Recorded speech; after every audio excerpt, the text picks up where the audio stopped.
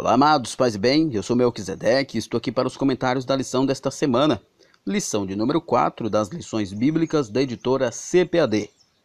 Nós estamos estudando o tema da lição: A construção do templo enfrentou oposição. A revista que nós estudamos é um relançamento da CPAD em virtude desta pandemia, onde a CPAD não lançou um novo currículo. Por essa razão, o ebdemfoco.com, se você nos acompanha, você sabe. Se você ainda não acompanha o ebdemfoco.com, eu convido você a acessar www.ebdemfoco.com e conferir. Nesse terceiro trimestre, nós estamos produzindo conteúdo tanto para esta revista da CPAD, quanto para uma revista própria. É isso mesmo, o ebdemfoco.com, nesse terceiro trimestre, lançou uma revista sobre escatologia. Se você tem desejo de aprender sobre escatologia, então você acessa www.ebdemfoco.com, você vai encontrar lá a nossa revista gratuita. Se você já é assinante do ebdemfoco.com, você terá direito também ao slide em PowerPoint e todo o conteúdo gratuito. Se você não é assinante, você pode ter acesso aos conteúdos gratuitos. Mas se você deseja ser assinante, então assine lá os slides e terá todo o conteúdo que você precisa para a sua escola bíblica dominical. Não só do conteúdo próprio da lição do ebdemfoco.com, mas também como o conteúdo da CPAD. Todos os conteúdos produzidos pelo Ebdemfoco, seja direcionado ao conteúdo próprio ou ao conteúdo das lições da CPAD, todos eles você tem slides em PowerPoint, aula em vídeo, aula em áudio, subsídio em PDF, PDF de comentário bíblico do texto bíblico da lição e muito mais. Então acesse www.ebdemfoco.com e confira. Lembrando que o ebdemfoco.com está lançando, através do nosso irmão Herberson Pinheiro, o diretor e fundador do ebdemfoco.com, o irmão Herberson está lançando o livro Os 4 Cs da Educação Cristã. No livro você vai aprender a ministrar uma aula com um rico conteúdo bíblico, estudar a lição com mais segurança, enriquecer sua aula com as doutrinas, cativar seus alunos com uma boa didática e muito mais. Olha só, por que esse livro é tão importante? Nós que somos professores, nós lidamos com conhecimento, nós lidamos com a educação das pessoas e nós precisamos nos preparar para isso. Muitas pessoas, ao longo da minha carreira como professor, eu encontrei muitos colegas que diziam assim: mas para você é fácil, Melk, porque você é formado em teologia. Não, você não precisa ser graduado em teologia, você precisa simplesmente ser um estudante da Bíblia. E você precisa de apoio para você estudar bem a Bíblia. E este livro, Os 4 Cs da Educação Cristã, vai ajudar você a interpretar o texto bíblico, ajudar você a interpretar parábolas, vai ajudar você a conhecer contexto histórico, contexto geográfico, contexto cultural do texto bíblico, vai ensinar você a conhecer as doutrinas bíblicas que são de suma importância para que você seja um professor bem inteirado do conteúdo bíblico. Enfim, é um livro riquíssimo. Eu tenho o livro e recomendo você adquirir. Acesse o link na descrição do vídeo e você será direcionado para uma página onde você irá comprar o livro Os 4 Cs da Educação Cristã. Muito bem, então vamos lá. O nosso texto áureo, Neemias capítulo 4, verso 6 diz: Assim edificamos o muro, e todo o muro se cerrou até sua metade, porque o coração do povo se inclinava a trabalhar. Mais na frente nós iremos ver mais detalhadamente o contexto da mensagem de Neemias, mas aqui nós já estamos falando do quanto o povo estava dedicado no trabalho da reconstrução de Jerusalém. Vale lembrar que a reconstrução de Jerusalém demorou muito tempo, porque começou com a reconstrução do altar, a reconstrução do muro, do templo, melhor dizendo, depois a reconstrução da cidade propriamente dita e reconstrução dos muros. Demorou muito tempo, mas eles reconstruíram Jerusalém novamente. A verdade prática diz: se confiarmos verdadeiramente em Deus, venceremos todas as resistências do maligno. A verdade prática nos faz lembrar do tema desta lição. O tema da lição vem nos dizendo que a reconstrução do templo encontrou oposição. Mas, se nós confiarmos verdadeiramente em Deus, venceremos todas as oposições do maligno contra os nossos projetos. O texto bíblico, né, a leitura bíblica em classe, se encontra no capítulo 4 de Esdras. Né? O comentarista foi escolhendo versículos específicos, mas óbvio, você vai ler todo o capítulo 4. Melhor dizendo, para entender, você precisa ler o capítulo 3 e o capítulo 4 e o capítulo 5, para que você entenda melhor esta lição. O objetivo geral desta lição é mostrar que a nossa confiança em Deus nos faz vencer as resistências do maligno. Não é a confiança em nós mesmos, não é na nossa capacidade. Você não pode dizer, eu sou um professor qualificado, eu sou um pregador qualificado e por isso eu consigo. Não, é a nossa confiança em Deus que nos faz ter êxito. Nossa introdução diz o seguinte: o altar havia sido restaurado, nós falamos sobre isso na lição passada, a festa dos tabernáculos celebrada e o holocausto contínuo estava sendo oferecido cada dia conforme o rito. Ou seja, Esdras 3, 2 e 4 nos mostra que, de acordo com as prescrições da lei mosaica, o culto havia sido reestabelecido, começando pelo altar, né, e pelas celebrações, os holocaustos e assim por diante. Tudo estava sendo reconstruído. E é interessante que a primeira reconstrução, nós falamos na lição passada, foi do altar, porque o altar era o ponto de partida do culto judaico. Sem o altar não podia haver culto.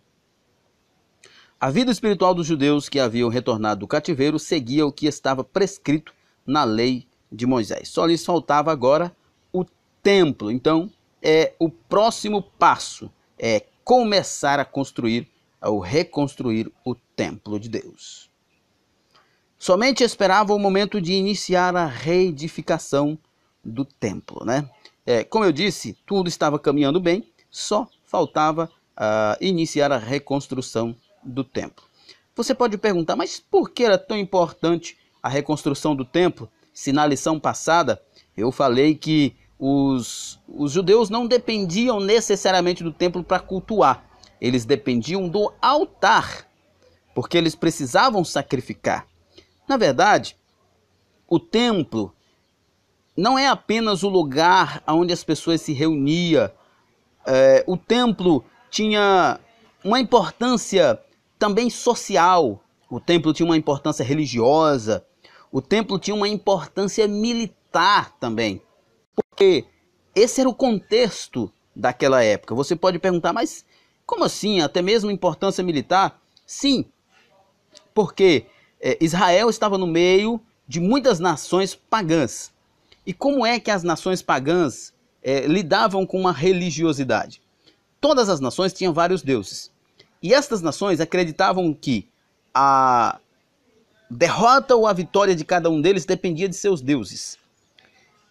E cada deus se mostrava forte, poderoso, diante do que ele tinha, de um povo forte, de um templo bonito, de um culto organizado. Não estou dizendo que Deus só é Deus se isso estiver assim, não. Era a visão que os pagãos tinham. Lembra quando da praga do Egito, das pragas, melhor, né, que foram 10 pragas, o que era que Moisés fazia? Moisés trazia uma praga ordenada por Deus e Faraó tentava o quê? Tentava contrapor, fazer uma prova contrário. Na ideia de Faraó era, se o seu Deus pode fazer isso, o meu também pode. Então, o que acontece?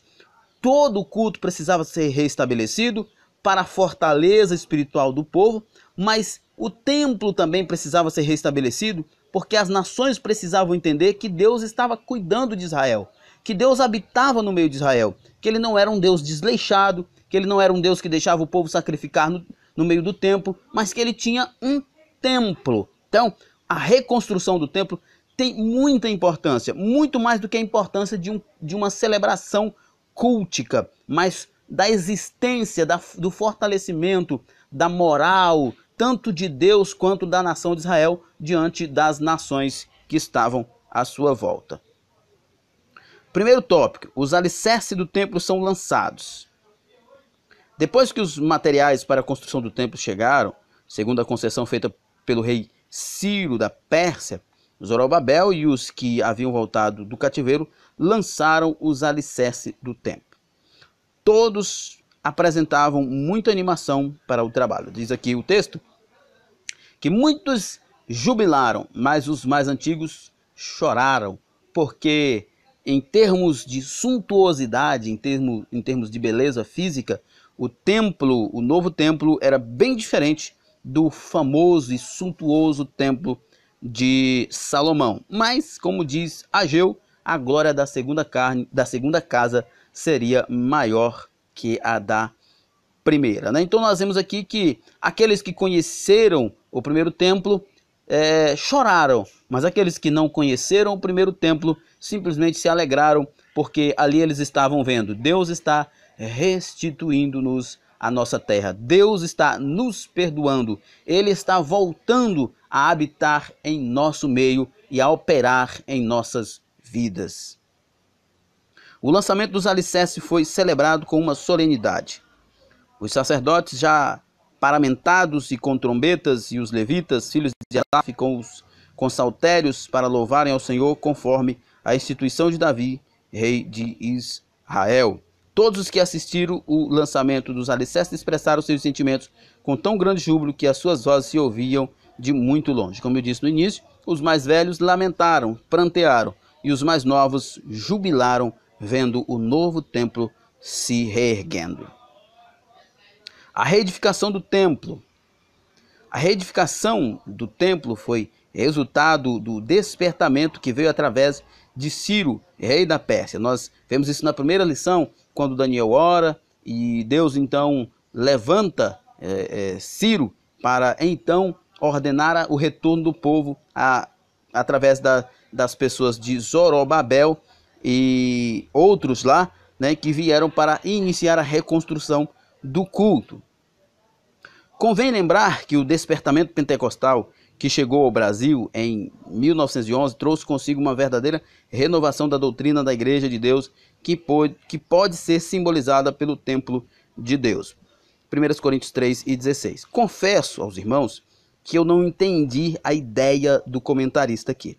Parece que ele quis dizer que assim como a reconstrução do templo avivou o povo, o despertamento pentecostal também trouxe um avivamento, um despertamento, um aquecimento para a igreja no tempo, né, no início do século. Parece que a ideia é essa, né?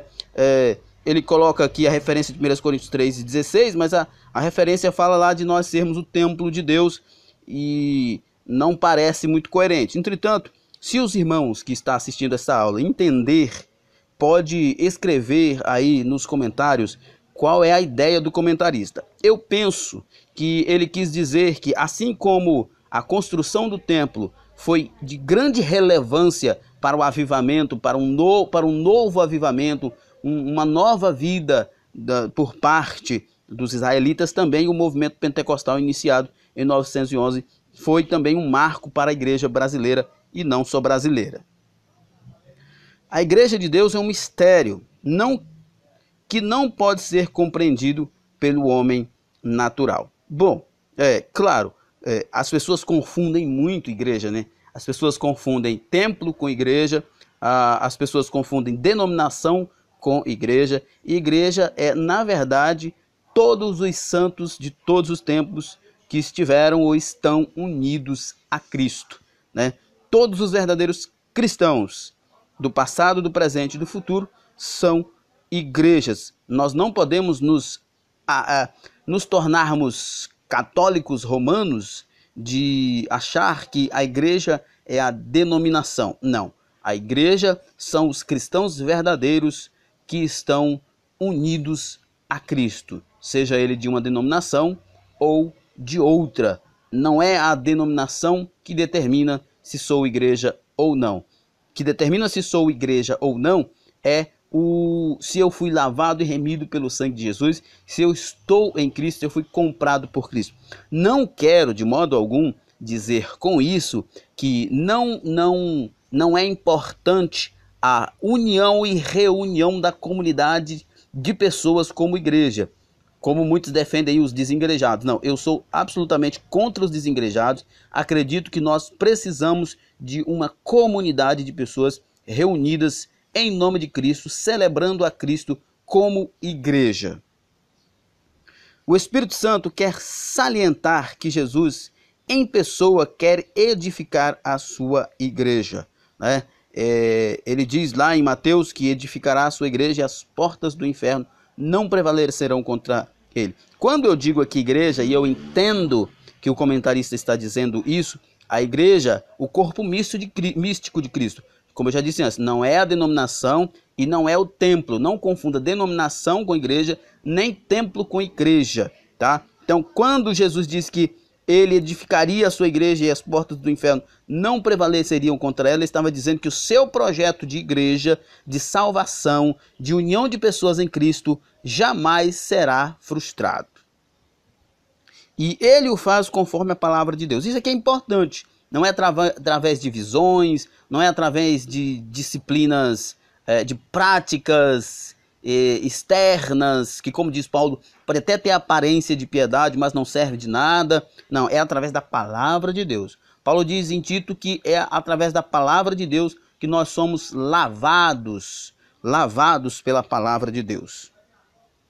O Espírito Santo quer gerar um sentimento de reverência pela igreja do Senhor, que é morada de Deus.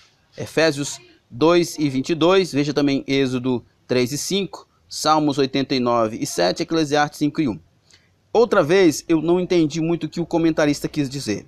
Provavelmente, é a minha opinião, se os irmãos tiverem entendido, que comentem aí embaixo nos comentários, deixe sua opinião aí nos comentários.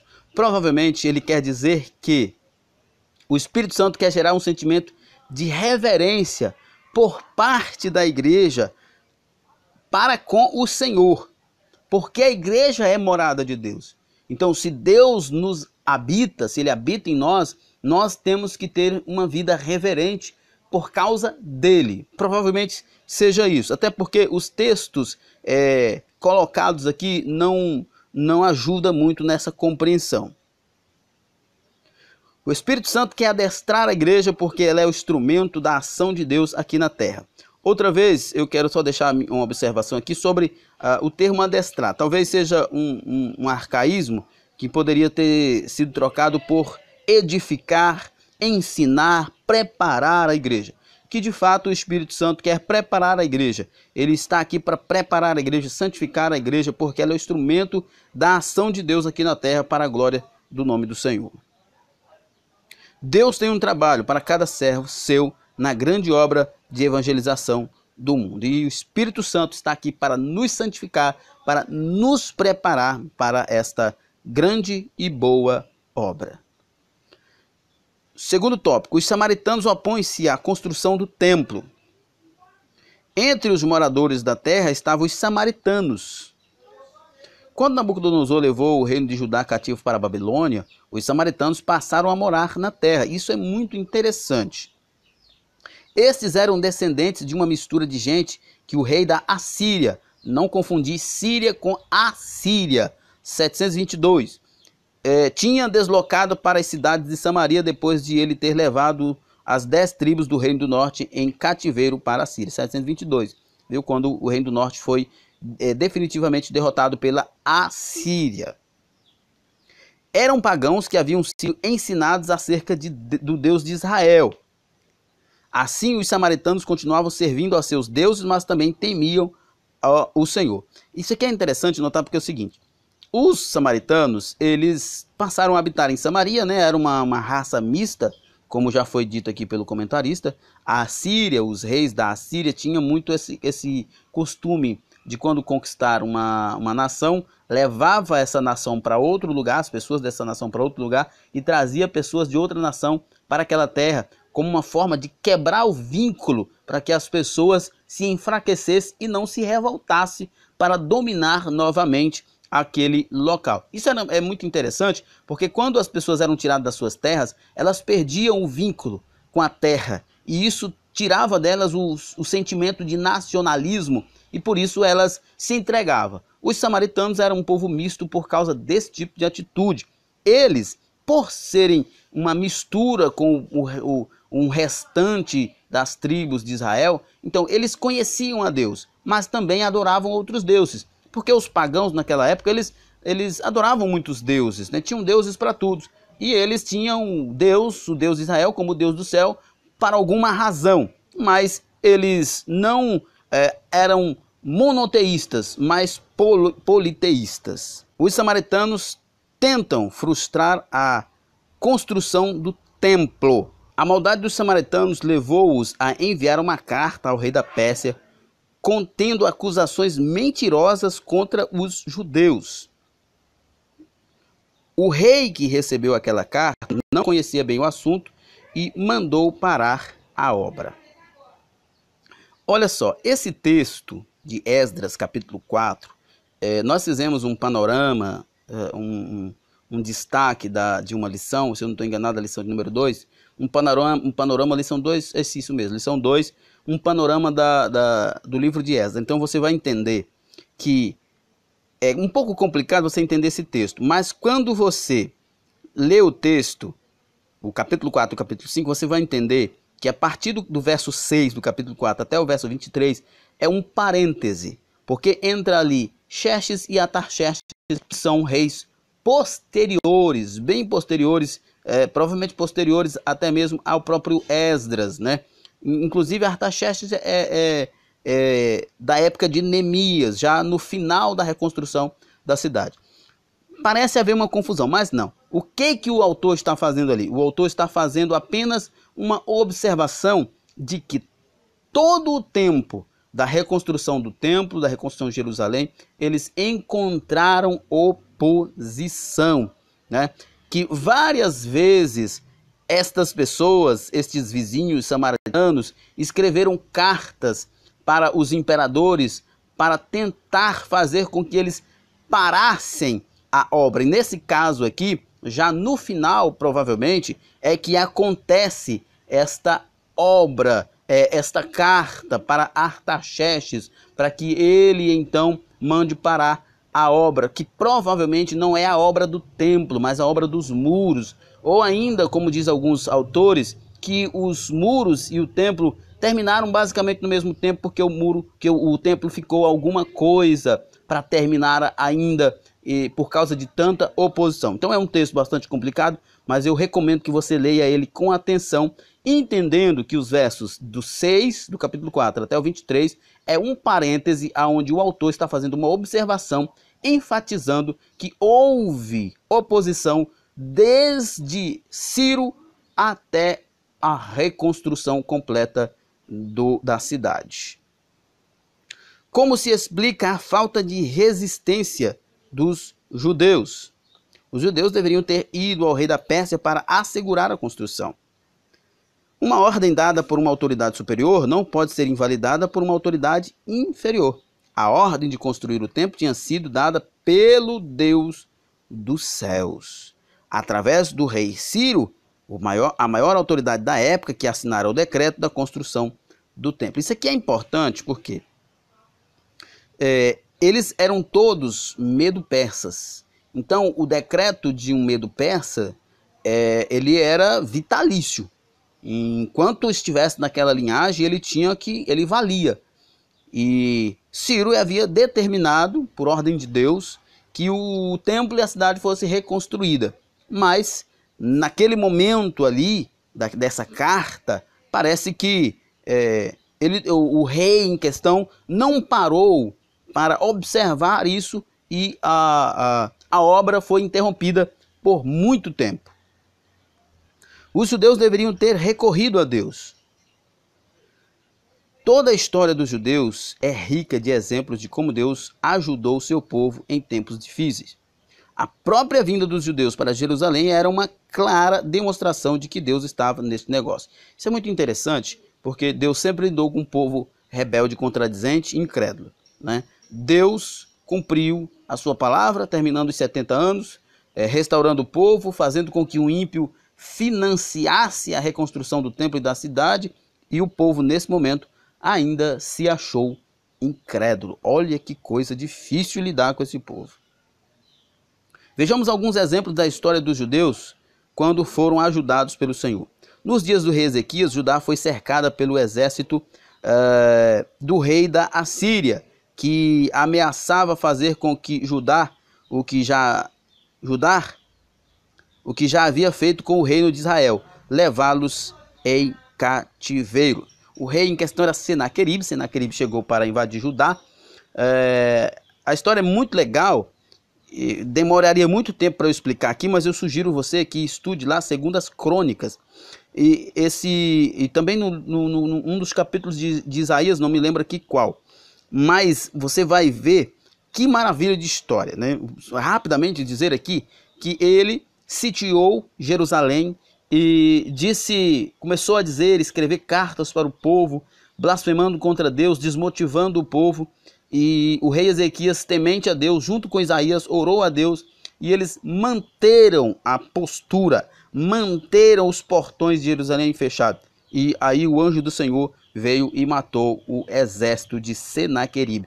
Me falta tempo para explicar mais sobre isso, mas você procura lá em 2 Crônicas.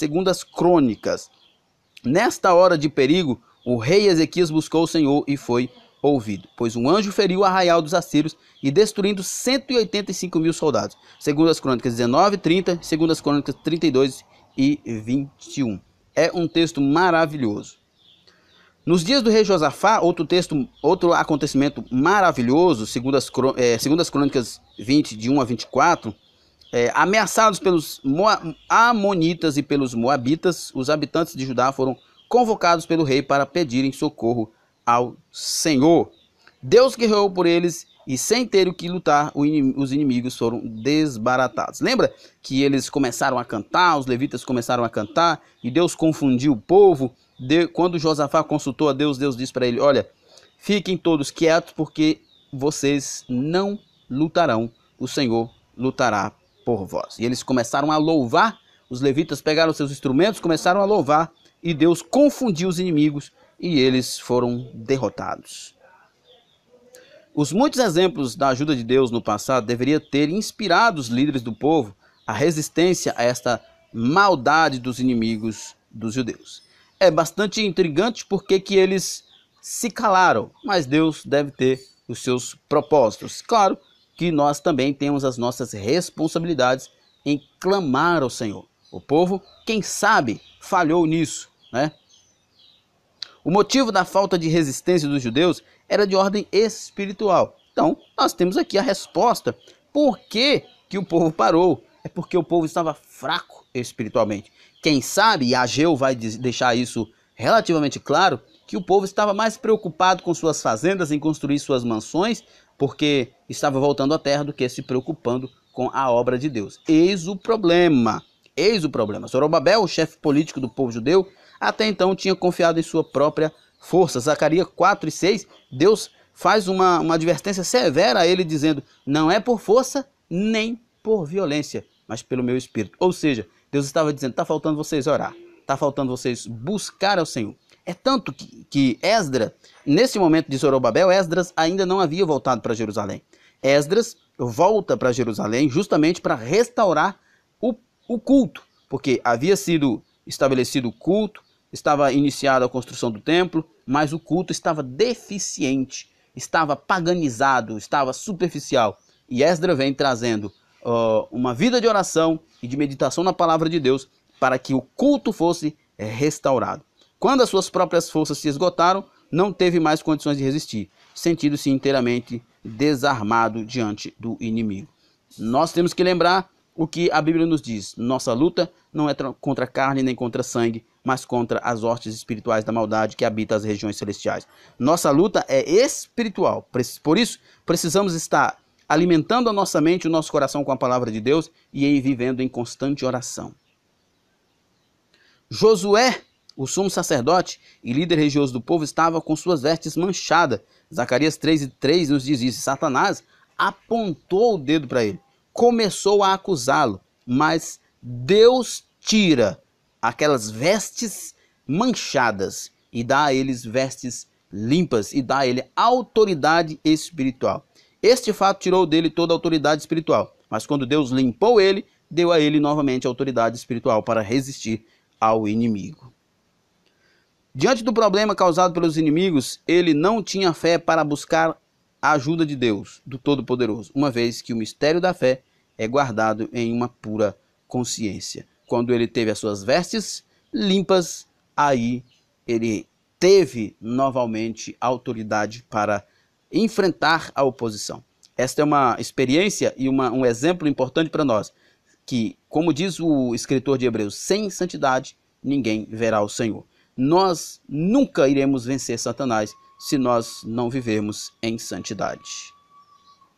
A reação dos samaritanos, no quarto tópico, quando os judeus cessaram a obra. A tristeza dos judeus. O povo em geral tinha desde o início da construção acompanhado o trabalho com simpatia. Os judeus trabalhavam com muito entusiasmo e com muita união. O povo tinha ouvido falar de que o Deus do céu estava do lado dos judeus, ajudando-os. E agora? Onde estava seu Deus? Lembra que eu falei no início da importância do templo?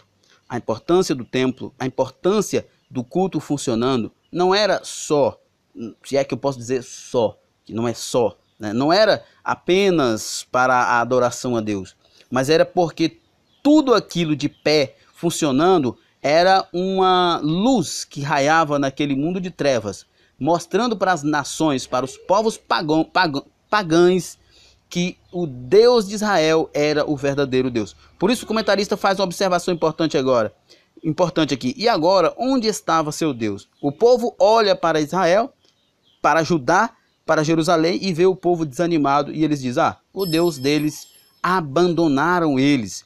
O Deus deles não é forte como eles dizem ser. Tudo isso funcionava para que Deus pudesse ser louvado. A alegria dos samaritanos. Os inimigos dos judeus regozijavam-se grandemente. Certamente os conselheiros foram parabenizados pela sábia e competente ação, porém o gozo de ímpios é de pouca duração. Foi o que o salmista, estava lá triste diante de Deus, no Salmo 73, se eu não estou enganado, e reclamando, porque o ímpio prospera e o justo perece. E Deus então o mostra que o caminho do ímpio é escorregadio. Hoje ele pode estar de pé, amanhã está no chão. O gozo dos filisteus que haviam prendido Sansão terminou em tragédia. Você pode lembrar desse episódio. Eles feriram Sansão, zombaram do Deus de Israel. Mas no dia da maior festa, a festa mais importante deles, Sansão levou aquele templo ao chão e foi a maior tragédia da história dos filisteus naquele tempo. A alegria dos sacerdotes que alugaram Judas para trair Jesus foi de curta duração. Com a ressurreição de Jesus, seus problemas se agravaram. Os ímpios, como o salmista nos mostra de forma muito maravilhosa. O ímpio pode prosperar por um tempo, mas os seus desígnios não permanecem. Não importa, irmão, o que estão fazendo com você. Se estão te perseguindo, se o ímpio está zombando da sua fé ou do que você está fazendo. Isso não durará para sempre e você será recompensado. O desânimo dos judeus. Os judeus que tinham voltado do cativeiro para construir o templo sentiram-se humilhados e tristes. Mas, passado algum tempo, acomodaram-se com a situação e não lutaram pela continuação da construção do templo. Deixaram-se dominar pelo desânimo. E também pelos seus próprios interesses, como eu disse no início. Se você ler lá Ageu, você vai ver isso. O povo estava deixando as coisas de Deus para cuidar das suas próprias vidas, como se eles pudessem viver independentes de Deus. O desânimo é uma das mais eficazes armas usadas por Satanás. contra os crentes. Lutemos contra o desânimo em nome de Jesus. É um problema grande, a inconstância, o desânimo, a negligência. Nós precisamos lutar grandemente em oração para sermos vitoriosos e darmos continuidade à obra do eterno Deus.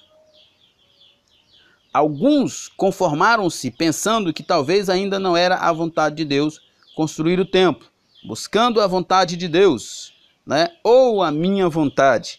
O povo começou a buscar a sua própria vontade. Ageu chega a adverti-los fortemente que eles estavam preocupados com suas mansões, enquanto o templo de Deus estava abandonado. Outros aproveitaram a interrupção da obra para dedicar-se às suas próprias casas. Exatamente o que Ageu falou. Outros chegaram a faltar com as suas obrigações espirituais, deixando de contribuir para a casa de Deus. Se você ler o livro de Ageu, você vai entender muito bem esta temática, esta questão. Talvez alguns judeus sinceros estivessem tristes e buscassem a Deus em oração, pedindo solução para a dificuldade, de modo que o templo pudesse continuar a ser construído. A gente pode até passar por dificuldade, a igreja pode estar sofrendo, mas devemos sempre crer que Deus tem aqueles que são fiéis a Ele. Muito bem, então chegamos ao final do nosso comentário nesta lição. Mais uma vez eu volto a lembrar você percebe que essa lição tem uma dinâmica diferente. Por exemplo, ainda não tivemos conclusões. E já estamos chegando então aqui ao final deste comentário. Que Deus em Cristo nos abençoe e até a próxima. Paz e bem.